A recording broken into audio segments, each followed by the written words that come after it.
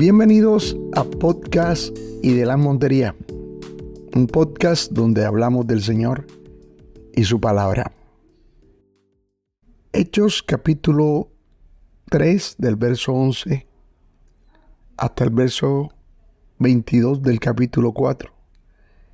Luego de la sanidad y el milagro que el Señor hizo a través de los discípulos, Pedro y Juan, dice que la gente quedó asombrada, el pueblo estaba maravillado, atónito. Había una curiosidad por ver lo que había pasado. Y dice que el que había sido sano tenía agarrados a Pedro y Juan. Y lo que hace Pedro es decirle a la gente: ¿ustedes por qué se maravillan de esto? ¿Por qué nos miran a nosotros? Nosotros no hemos hecho nada. No es nuestro poder. Tirando un poco de nuestra imaginación, con las redes sociales de hoy, pienso que una oportunidad como esta sería lo ideal para quizá dar promoción a un ministerio, a una iglesia, a un nombre, ¿sí? Y ellos realmente no desperdiciaron la oportunidad para proclamar el evangelio. No dijeron: sí, tenemos el poder, no.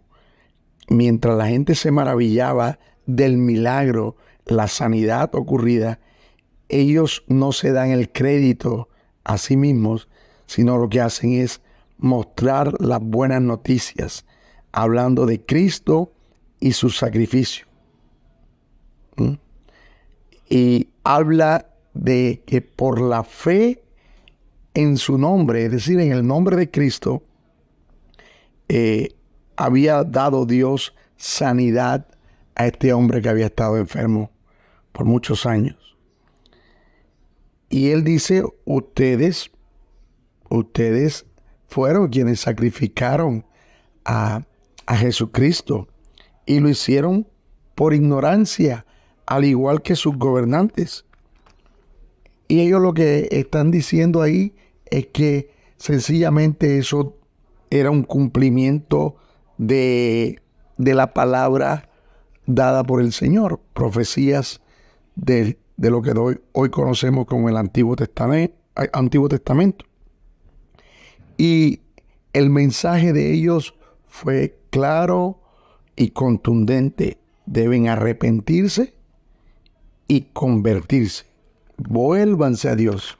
Ese es el mensaje, para que sus pecados, dice el apóstol Pedro, sean borrados, y así vengan de la presencia del Señor tiempos de refrigerio.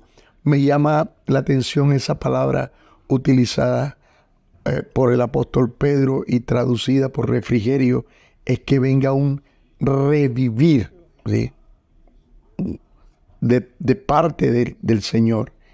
Y realmente sorprenden la valentía y autoridad con que el apóstol Pedro habla, ¿sí? No es el Pedro pescador que antes había negado a Jesús. Fue el Pedro lleno del Espíritu Santo, que más adelante vamos a ver en este capítulo 4, que así mismo lo dice la Escritura. Entonces, con esa valentía, él habló. En el capítulo 4 dice que vienen sacerdotes, jefes de la guardia del templo, junto con los saduceos. Y dice la palabra que estaban resentidos porque estaban hablando de Jesús como el Cristo, pero también hablaban de la resurrección.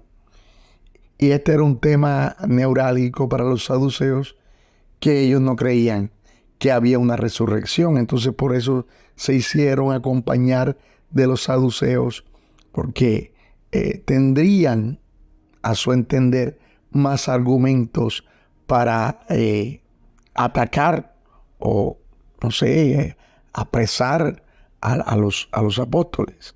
Y de hecho, así lo hicieron, lo llevaron a la cárcel y dice que pasaron la noche allí. Pero mientras ellos estaban ahí, el relato dice que creyeron por este segundo discurso de Pedro 5,000 varones.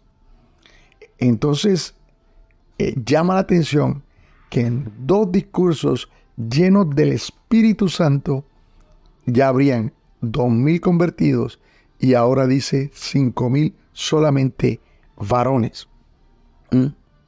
Más todo el resto que entre mujeres y niños, no sé si habrían niños, no lo dice, pero registra 5,000 varones. Al día siguiente se presentan o los llevan a ellos ante Anás y Caifás, y dice la familia de los sumos sacerdotes. No sé qué pintaba ahí Caifás, porque Anás era el sumo sacerdote, ¿sí? Caifás había sido, pero estaba allí. Eso muestra un poco de la corrupción en la que estaba viviendo esta parte, el judaísmo y todo lo que eran las autoridades religiosas. Y ellos le preguntan, ¿con qué potestad? ¿Con qué autoridad ustedes hacen esto? ¿Y en qué nombre ustedes están hablando? Y habló Pedro, nuevamente digo, no el pescador, sino que aquí lo menciona que Pedro estaba lleno del Espíritu Santo. Y él no se ocultó nada o se guardó nada y dijo, sencillamente se nos juzga por hacer algo bien a este hombre, un bienestar, por traerle bienestar. Y así mismo juzgaron en algún momento a Cristo cuando hacía un bien a alguien que lo estaba necesitando. Se nos juzga por hacer bien a este hombre. Y lo hacemos en el nombre de Jesucristo de Nazaret. Y dice, ustedes lo mataron, ustedes lo crucificaron, pero Dios lo resucitó. Y lo que hace es citar el Salmo 118 en el verso 2, la piedra que desecharon los edificadores, y aquí él lo personaliza a ellos y dice, ustedes los edificadores, ha venido a ser cabeza del ángulo, es decir, piedra principal, hablando de Jesucristo. Y es tajante al decir, en ningún otro hay salvación, porque no hay otro nombre bajo el cielo dado a los hombres en que podamos ser salvos. Habla de la exclusividad de la salvación en la persona de Jesús, único sobre el cual reposa la salvación, el dar salvación. Y algo que también llama la atención aquí es que la forma como ellos hablan sencillamente muestra no solamente la llenura del Espíritu Santo, sino la comunión con Cristo. A Pedro y a Juan, que eran hombres, dice el texto, sin letras, y ellos quedaron sorprendidos de todo lo que esta gente dijo y cómo lo dijo. Podemos decir, la comunión con Cristo se nota o se nos nota, si es que así la tenemos. Y dejaron callados a todos y ellos reconocieron, las autoridades religiosas reconocieron que era una señal innegable, que no podían negarla. Y lo que hicieron fue amenazarlos de que no hablaran más en ese nombre, en el nombre de Cristo. A lo que Pedro y Juan dijeron, nosotros tenemos que obedecer a Dios y no a ustedes. Juzguen ustedes si debemos obedecerlo a ustedes antes que a Dios. Seguiremos hablando de lo que nosotros vimos y oímos. Somos testigos de Cristo. Hoy nuestra actitud también debería ser la misma ante quizá posiciones sesgadas o acomodadas ante lo que se vive hoy día. Nosotros debemos decir, seguiremos hablando de lo que vimos y oímos, de lo que hemos recibido de parte del Señor. Y lo soltaron.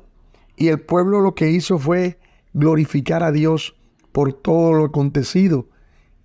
Y entonces dice también la Escritura que el hombre al que se le había hecho esta sanidad, este milagro, tenía más de 40 años, dando a entender que ya él era lo suficientemente grande y maduro para dar testimonio de que así había sido.